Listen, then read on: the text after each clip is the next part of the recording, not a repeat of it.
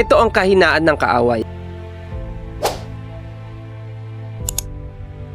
Mababasa natin sa Santiago chapter 4 verse 7, pasakop nga kayo sa Diyos, datapot magsisalangsang kayo sa dyablo at tatakas siya sa inyo. Kilala natin ang gawa ng kaaway. Siya ang nangunguna sa panunukso para pabagsakin ang lahat ng mga anak ng Diyos. At siya din ang isa sa mga dahilan bakit nakakaranas ng hirap at sakit ang bawat mananampalataya. Oo, tinuturoan tayo ng Panginoon sa pamamagitan ng Biblia ng mga ilang paraan para ang kaaway ay matalo ng mga anak ng Diyos. Naririto ang pananalangin, pag-iwas sa kasalanan, pag-aayuno o di kaya ang pagtitiwala sa pangako ng Diyos. Ngunit hindi sa mga ito ang ating pag-uusapan, kundi ang sinasabi ng Santiago chapter 4 verse 7, ang salitang pagpapasakop sa Diyos. Dahil isa ito sa pinakamahalagang sandata ng bawat mananampalataya. Nawawala ng kapangyarihan ang kaaway kapag ang ating buhay, isip, puso ay pinapasakop natin sa ating Diyos. Sapagkat may kakayanan ng dyablo na makagawa sa buhay ng isang tao kung ang buhay ng taong iyon ay hindi suko sa Diyos. Malaya siya makagawa ng kahit anong gusto niya dahil walang kapangyarihan ang nagmamay-ari sa isang taong hindi nakakakilala sa ating Diyos. At madali para sa kanya magnakaw, pumatay at mangwasak gaya ng sinasabi ng John chapter 10 verse 10 dahil ang mundo ay sa kanya. At ang number one weapon ng kaaway, ang kasalanan, na lagi natin nagagawa sa harap niya. That's why we are always defeated. Ito din ang access niya para kontrolin ang buhay ng isang tao sa dilim at ilayo sa Panginoon. Kung kaya para mawala ng kakayahan ang kaaway para makagawa sa tao, kailangan nating isubmit ang buhay na ito sa isang mas makapangyarihan sa dyablo, at ito ang ating Diyos. Sa pamamagitan ng Panginoong Hesus, kung tayo maniniwala at mananampalataya sa Panginoon, ibibigay niya sa atin ang banal na espiritu na magiging gabay at tulong natin para magapi ang gawa ng kaaway sa buhay natin, especially ang kasalanan sa bawat isa sa atin. Alam ko at alam ng bawat isa sa atin na hindi ganun kadali ang gawa ng kaaway na magapi. Pero isa sa katotohanan na sinasabi ng talata ay never talaga natin magagapi ang gawa ng kaaway sa sarili nating lakas. Ito'y sa pamamagitan ng pagsubmit ng buhay natin sa isang makapangyarihang Diyos. Dahil kung nagpapasakop na tayo sa Diyos, ibig sabihin nito, every time na magtatangka ang dyablo para gumawa ng masama, ang una niyang kalaban ay ang Diyos na nakakasakop sa atin, kung saan siya'y walang kakayanan para labanan ng kapangyarihan ng Panginoon. Kaya sa Santiago chapter 4 verse 7, sinasabi ng ganito, pagkatapos magpasakop ng tao sa Diyos, datapot magsisisalangsang kayo sa dyablo at tatakas siya sa inyo. Dahil isa lang ang kinakatakutan ng dyablo sa mundong ito, at ito ang kapangyarihan ng Diyos. At ang kapangyarihan ng Diyos ay sa atin kung tayo magpapailalim sa kanyang kapangyarihan sa pamamagitan ng paggawa ng kanyang mga utos at prinsipyo sa Biblia. Dahil hindi niya ibinigay ang mga kautusan para pahirapan tayo na nagsisampalataya sa kanya, kundi ito ang paraan upang ilayo tayo sa kapangyarihan ng dyablo at para ang gawa ng dyablo ay mawala ng saysay sa buhay ng bawat isa. Maraming salamat at God bless sa bawat isa.